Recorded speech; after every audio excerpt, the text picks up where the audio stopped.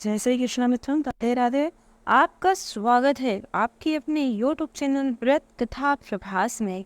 माँ महालक्ष्मी का व्रत का महापर्व शुरू हो चुका है। यह पर्व भाद्रपद मास के शुक्ल पक्ष की अष्टमी से आरंभ होता है और इसका समापन अश्विन मास के कृष्ण पक्ष की अष्टमी तिथि को होता है।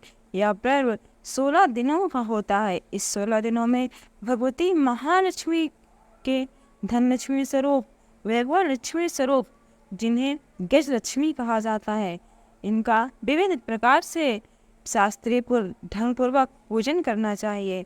इनकी पूजन और अर्चन करने से मनुष्य को सुख संपत्ति और समृद्धि प्राप्त होती है। इन दिनों यदि आप माँ महालक्ष्मी का इन 16 दिनों का व्रत नहीं भी करते तो भी आपको माँ लक्ष्मी की कथाओं को अवश्य श्रवण करना चाहिए। इस बार भी यह पर्व 11 सितंबर से आरंभ हुआ है, जिसका समापन 14 सितंबर को होगा। आइए श्रवण करते हैं माँ महालक्ष्मी व्रत की पौराणिक कथा, महात्म्य एवं विधि। माँ महालक्ष्मी का व्रत रखने वाले व्रती को चाहिए कि वह भाद्रपद मास की शुक्ल पक्ष की अष्टमी तिथि को प्रातःकाल ब्रह्म मुहूर्त में स्नान करके 16 सूत के धागों का डोरा बनाए, उसमें 16 गांठ लगाए, उसको हल्दी से पीला करे। प्रतिदिन 16 दूर्वा और 16 गेहूं के दाने उस डोरे पर चढ़ाए। फिर अश्विनी यानी कुआर मास की कृष्ण पक्ष की अष्टमी के दिन उपवास रखकर मिट्टी से ऐरावत हाथी का निर्माण करे। फिर उसके ऊपर माँ लक्ष्मी जी की स्वर्ण प्रतिमा, यदि आपके पास स्वर्ण प्रतिमा नहीं है तो फिर मिट्टी की प्रतिमा बनाकर स्थापित करें और फिर उन्हें विधि पूर्वक पूजन करें। माँ के पूजन में 16 श्रृंगार, 16 पुष्प, 16 प्रकार के लड्डू, 16 फूल, 16 प्रकार की जो भी आपसे बन सके अपनी इच्छा और सामर्थ्य के अनुसार माँ का पूजन करें। माँ के पूजन में कभी भी कंजूसी नहीं करना चाहिए। इस प्रकार श्रद्धा भक्ति सहित विधि पूर्वक माँ महालक्ष्मी का पूजन करने से घर में माँ महालक्ष्मी स्थिर रूप से निवास करती हैं। आइए अब माँ महालक्ष्मी की परम पावन पौराणिक कथा को श्रवण करते हैं। व्रत करने से मनुष्य के घर में सुख संपत्ति और ऐश्वर्य की वृद्धि होती है। यह महान व्रत 16 दिनों तक चलता है। इस व्रत को करने से माँ महालक्ष्मी अत्यंत प्रसन्न होती है। आइए जानते हैं कि सबसे पहले माँ महालक्ष्मी का पूजन किसने किया था। और इस पर यदि आप भी माँ महालक्ष्मी का यह व्रत करते हैं तो कमेंट बॉक्स में बताइए। यदि आप नहीं भी करते तो भी यह परम पावन व्रत कथा को अवश्य श्रवण करिए, क्योंकि ऐसे पौराणिक कथाएं श्रवण करने का महान फल होता है। महाभारत के समय एक बार महर्षि वेदव्यास जी ने हस्तिनापुर का भ्रमण किया। ऐसे में महाराज धृतराष्ट्र ने उन्हें अपने महल में पधराया और उनका विधि विधान से पूजन और सत्कार किया। उनके चरण धोकर चरणोदक लिया तथा अपनी पत्नी गंधारी और बड़ी माँ रानी कुंती सहित उन्हें प्रणाम करके कहा कि हे प्रभु, अब आप ही बताएं, हमारे राज्य में आपस में भाई भाई की लड़ाई होने जा रही है। हमारे राज्य में कैसे धन की देवी माँ लक्ष्मी रहेंगी? हमारे परिवार में, हमारे इस संपूर्ण राज्य में कैसे सुख और समृद्धि बनी रहेगी? यह सुनकर वेदव्यास जी ने कहा, यदि तुम अपने राज्य में सुख समृद्धि चाहते हो तो तुम्हें चाहिए कि तुम अश्विनी मास की कृष्ण पक्ष की अष्टमी तिथि को विधिवत श्री महालक्ष्मी का व्रत करो। यह सुनकर श्री धृतराष्ट्र बोले कि महालक्ष्मी का व्रत ये क्या होता है? तब माँ कुंती और गंधारी ने दोनों ही उसी समय वेदव्यास जी के सामने व्रत करने का संकल्प लिया और उनसे पूछा कि आप हमें कृपा करके बताइए कि माँ महालक्ष्मी का व्रत कैसे किया जाता है, इसको करने की क्या विधि है और इसे सबसे पहले किसने और कैसे किया था। हम यह व्रत को जरूर करेंगे। यह सुनकर श्री वेदव्यास जी कहते हैं कि हे देवी, यह व्रत भाद्रपद मास की शुक्ल पक्ष की अष्टमी से प्रारंभ किया जाता है। इस दिन स्नान करके 16 सूत के धागों का डोरा बनाएं, उसमें 16 गांठ लगाएं, हल्दी से पीला करें। प्रतिदिन 16 दूब और 16 गेहूं के डोरे को में अवश्य चढ़ाएं। कुंवार मास की कृष्ण पक्ष की अष्टमी के दिन उपवास रखकर मिट्टी के हाथी पर श्री महालक्ष्मी जी की प्रतिमा स्थापित कर विधि पूर्वक पूजन करें। इस प्रकार श्रद्धा भक्ति सहित माँ महालक्ष्मी जी का व्रत पूजन करने से आप लोगों को अवश्य ही राजलक्ष्मी की अभिवृद्धि होती रहेगी। इस प्रकार व्रत का विधान बताकर श्री वेदव्यास जी अपने आश्रम को प्रस्थान कर गए।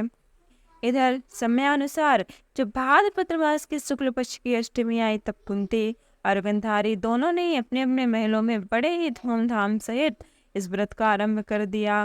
इस प्रकार 15 दिन अत्यंत धूमधाम से बीते, परंतु जब 16वां दिन आया तब गांधारी ने नगर की सभी प्रतिष्ठित महिलाओं को पूजन के लिए अपने महल में बुलवा लिया। अब माता कुंती के यहाँ तो कोई भी नहीं आया। साथ ही माता कुंती को गांधारी ने नहीं बुलाया। ऐसा करने से माता कुंती ने इसे अपना बड़ा ही अपमान समझा, अतः उन्होंने पूजन की कोई तैयारी नहीं की और उदास होकर बैठ गई। जब उनके पुत्र युधिष्ठिर, अर्जुन, भीम और नकुल सहदेव महल में आए तो कुंती को उदास देखकर पूछा, हे माता, आप इस प्रकार उदास क्यों हैं? आपने पूजा की तैयारी क्यों नहीं किया? तुम मानेगा हे पुत्र, आज महालक्ष्मी जी के व्रत का उत्सव गांधारी के महल में मनाया जा रहा है। उन्होंने नगर की समस्त महिलाओं को बुला लिया है और उनके 100 पुत्रों ने मिट्टी का एक विशाल हाथी बनाया, जिस कारण सभी महिलाएं उस बड़े हाथी का पूजन करने के लिए गई हैं। यह सुनकर अर्जुन ने कहा, हे माँ, आप पूजन की तैयारी करें और नगर में बुलावा लगा दें कि हमारे यहाँ स्वर्ग से इरावत हाथी का पूजन किया जाएगा। हमारे यहाँ स्वर्ग का इरावत हाथी स्वयं आएगा। इधर माता कुंती ने जब यह सुना तो वो अत्यंत प्रसन्न हुई और उन्होंने पूरे नगर में हरिढोरा पिटवा दिया और वह स्वयं पूजन की विशाल तैयारी करने लगी। उधर अर्जुन स्वर्ग में गए तो इंद्रदेव ने अत्यंत हर्ष के साथ स्वर्ग से रावत को अर्जुन के साथ भेज दिया। इधर सारे नगर में यह शोर मच गया कि कुंती के महल में स्वर्ग से इंद्र का रावत हाथी पृथ्वी पर उतारकर पूजन किया जाएगा। यह समाचार को सुनकर नगर के सभी छोटे बड़े बालक एवं वृद्ध सभी कुंती के महल में इकट्ठे होने लगे और गांधारी के महल तो अब खाली हो गया, क्योंकि वहां गई सभी स्त्रियां अब अपने पूजन के थाले लेकर कुंती के घर में आ गईं। इस प्रकार कुंती का महल भर गया। माता कुंती ने रावत को खड़ा करने हेतु अनेक रंग के चौक पुरवाकर नवीन रेशमी वस्त्र बिछवा दिए। नगरवासी स्वागत की तैयारी में फूल माला, अबीर, गुलाल और केसर तथा पुष्प लेकर पंक्तिबद्ध खड़े थे। जब स्वर्ग से रावत हाथी पृथ्वी पर उतरने लगा तो उसके आभूषण की ध्वनि गूंजने लगी। रावत के दर्शन होते ही जय जयकार के नारे लगने लगे। सायंकाल के समय इंद्र का भेजा हुआ हाथी एरावत माता कुंती के भवन के चौक में उतर आया। तब सब नर नारियों ने पुष्पमाला, अबीर, गुलाल, केसर आदि सुगंधित पदार्थ चढ़ाकर उसका स्वागत किया। राज्य पुरोहित द्वारा एरावत पर मां महालक्ष्मी जी की मूर्ति स्थापित करके वेद मंत्रोच्चार द्वारा पूजन किया गया। नगरवासियों ने भी महालक्ष्मी जी का विधि विधान से पूजन किया। फिर उन्हें अनेक प्रकार के पकवान लेकर एरावत को खिलाया। यमुना का जल उन्हें पिलाया गया। इस प्रकार सत्यवासन करके महिलाओं द्वारा महालक्ष्मी का पूजन किया गया। 16 गांठों वाला डोरा श्री लक्ष्मी जी को चढ़ाकर अपने अपने हाथों में बांध लिया गया। ब्राह्मणों को भोजन कराया गया। दक्षिणा के रूप में स्वर्ण, आभूषण, वस्त्र आदि दिए गए। तत्पश्चात महिलाओं ने मिलकर मधुर संगीत लहरियों के साथ भजन कीर्तन कर संपूर्ण रात्रि माँ महालक्ष्मी का व्रत जागरण किया। दूसरे दिन प्रातः राज पुरोहितों द्वारा वेद मंत्रोच्चार के साथ जलाशय में श्री महालक्ष्मी जी की मूर्ति का विसर्जन किया गया। फिर रावत को विदा कर इंद्रलोक में वापस भेजा गया। इस प्रकार विधि विधान पूजन करने से माँ महालक्ष्मी पांडवों के ऊपर अत्यंत प्रसन्न हुई और उन्हें युद्ध में विजय दिलाकर उनके राज्य में अचल रूप से निवास किया। इस प्रकार यह व्रत जो भी स्त्री विधि विधान से करती है उसके घर में माँ महालक्ष्मी अचल निवास करती हैं। इसलिए यह व्रत आप नियमित रूप से विधि विधान से करें और माँ महालक्ष्मी का पूजन करते वक्त कहें, महालक्ष्मी नमस्तुभ्यं नमस्तुभ्यं सुरेश्वरी हरि प्रिय नमस्तुभ्यं नमस्तुभ्यं दयानिधि। तो एक बार प्रेम से बोलिए, माता महालक्ष्मी की जय। हे माँ, यह कथा पढ़ने वाले सुनने वाले सबके ऊपर कृपा बनाए रखना, सबके कल्याण करना, सबके घर में निवास करना। मित्रों, यदि यह कथा आपको अच्छी लगी हो, ये जानकारी आपको अच्छी लगी हो तो वीडियो को एक लाइक अवश्य करें